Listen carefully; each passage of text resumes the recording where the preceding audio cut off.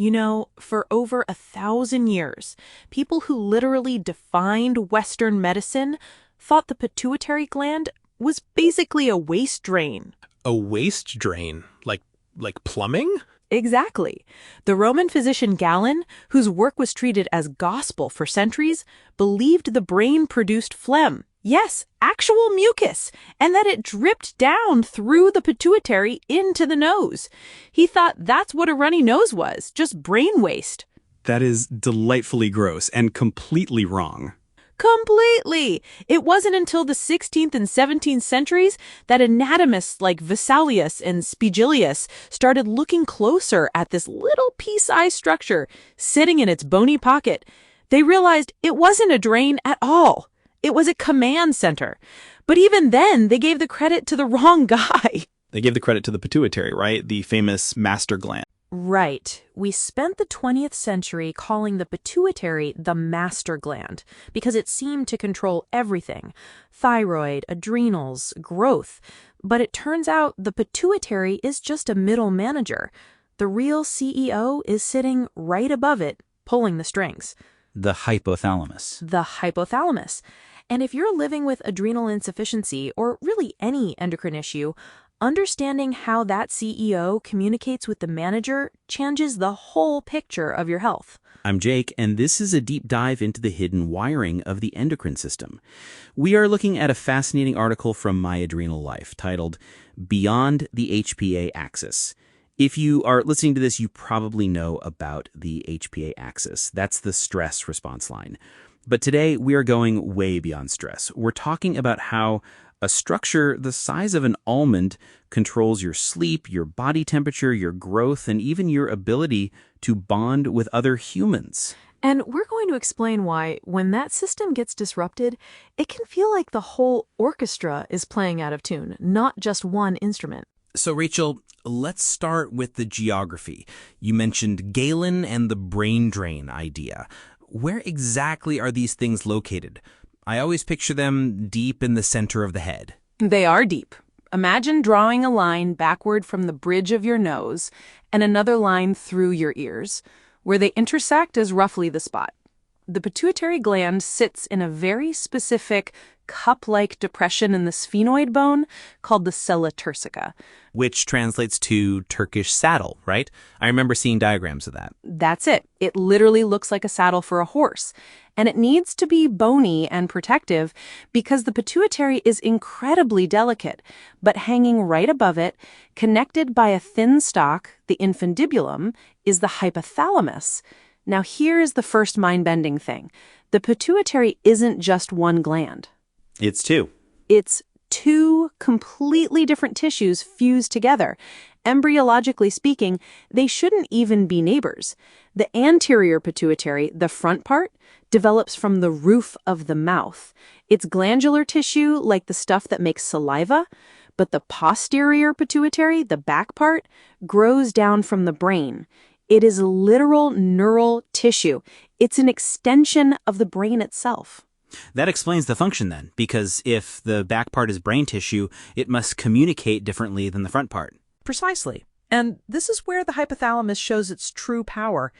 It uses two different languages to talk to these two different lobes.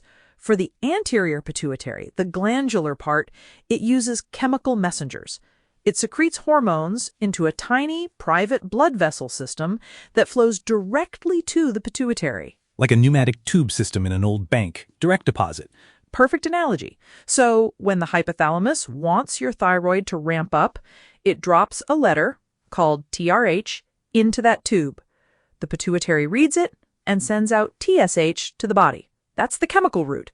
But for the posterior pituitary, the hypothalamus doesn't use the tube system. It uses a hard line. Nerves run directly from the hypothalamus down into the posterior lobe. So that's an electrical connection. It's a neural connection. The hormones released there, oxytocin and vasopressin, are actually made upstairs in the hypothalamus. They just travel down the nerve fibers and wait in the posterior pituitary until they're needed. So the posterior pituitary is really just a storage unit for the brain. Okay, that distinction is crucial because I think a lot of people with adrenal insufficiency get hyper-focused on the chemical side. The ACTH, the cortisol, they think of their condition as a hormone problem. But what you're saying is that the control center is also hardwired into the nervous system. The hypothalamus is basically translating electricity into chemistry. That is the single best way to describe it. The hypothalamus is the translator.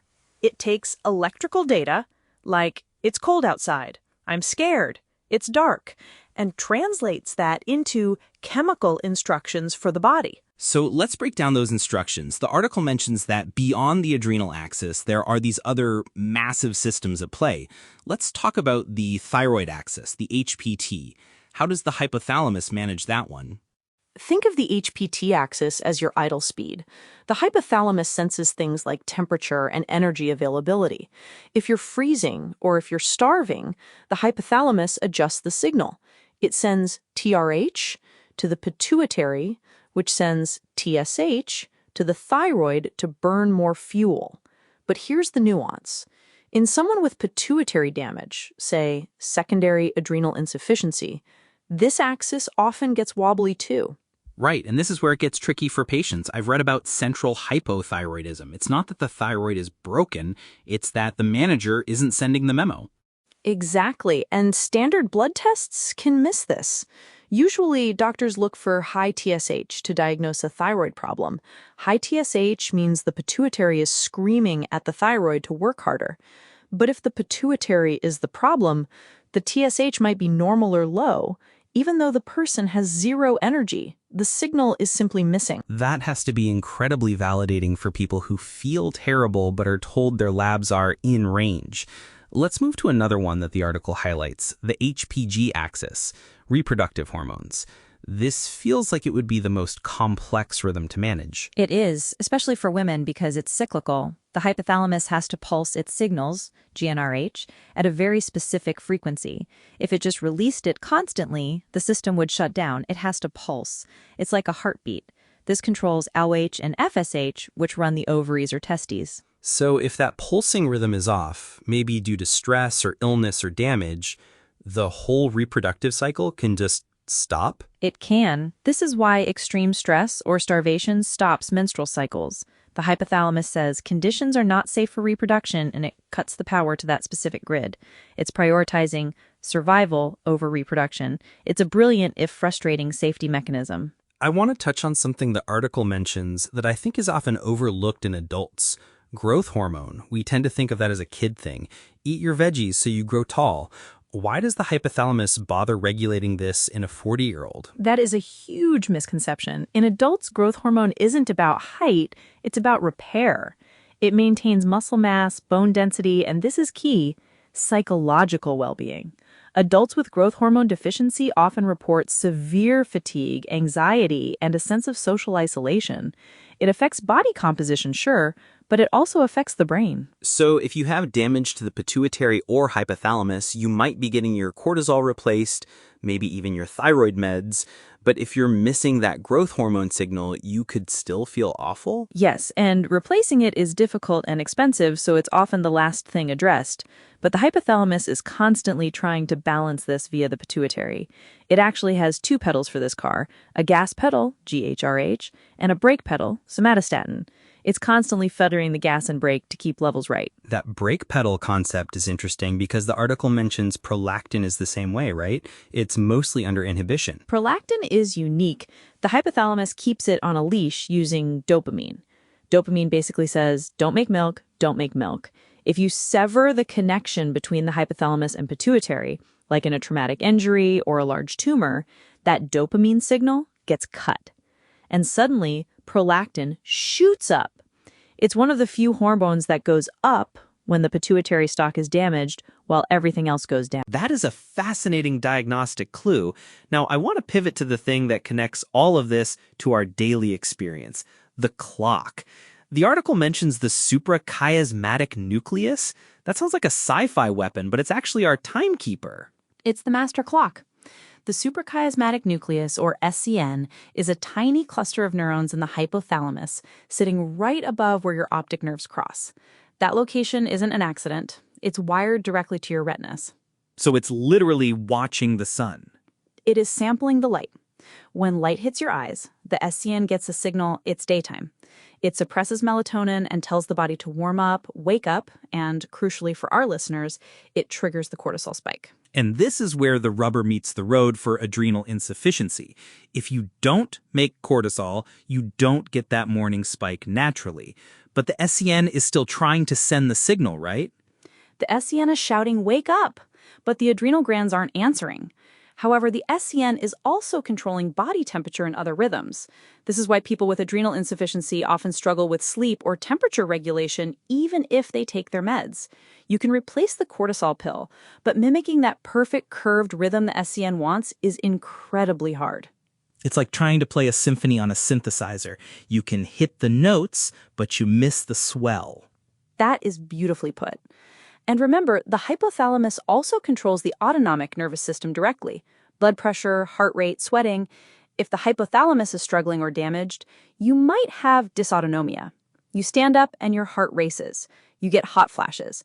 These aren't always hormone problems in the strict sense. They are wiring problems. I think that distinction is going to be a light bulb moment for a lot of people. You can have your hormone levels perfect on paper, but if the autonomic wiring in the hypothalamus is affected, you still feel symptomatic. It explains the unexplainable symptoms. The article touched on something else regarding the posterior pituitary that fits here. Vasopressin, or antidiuretic hormone. The water hormone. Right. If your hypothalamus senses your blood is getting too salty, meaning you're dehydrated, it sends an electrical zap to the posterior pituitary to dump vasopressin. That tells your kidneys to hold on to water. If that system breaks, a condition called diabetes insipidus, you can't retain water. You might drink gallons and pee gallons. It has nothing to do with blood sugar, despite the name. So, stepping back and looking at this entire picture, from the saddle in the skull, to the light sensors in the eyes, to the water balance in the kidneys, it seems like the big takeaway is connectivity. The body isn't a collection of separate organs, it's a network, and the hypothalamus is the server hub. What I love about the My Adrenal Life article is that it encourages patients to look at that broader network. If you have adrenal insufficiency, you don't just have a broken adrenal gland, you have a disruption in a communication loop. And that disruption can ripple out. If the server is down, the printer, the thyroid, might look broken, or the Wi-Fi, the reproductive system, might seem spotty, but it's all coming from that central hub. Exactly. And for patients, this knowledge is power. It means that if you're struggling with sleep or temperature or mood, you're not crazy and it's not all in your head. Well, technically it is in your head, but it's anatomical. It's the hypothalamus doing its best to regulate a system that has lost a key player. It really highlights why endocrine care needs to be holistic. You can't just treat the numbers, you have to treat the rhythm. And you have to have patience with your body. It has lost its automatic pilot in some areas, so you have to manually fly the plane.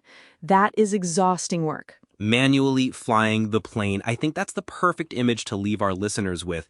It explains the fatigue that goes beyond just low cortisol. You are doing the work that the hypothalamus and pituitary used to do for free. That's right. So give yourself some credit for keeping that plane in the air. If you found this deep dive into the brain's control center helpful, think of a friend who might be navigating these same murky waters and send this episode their way.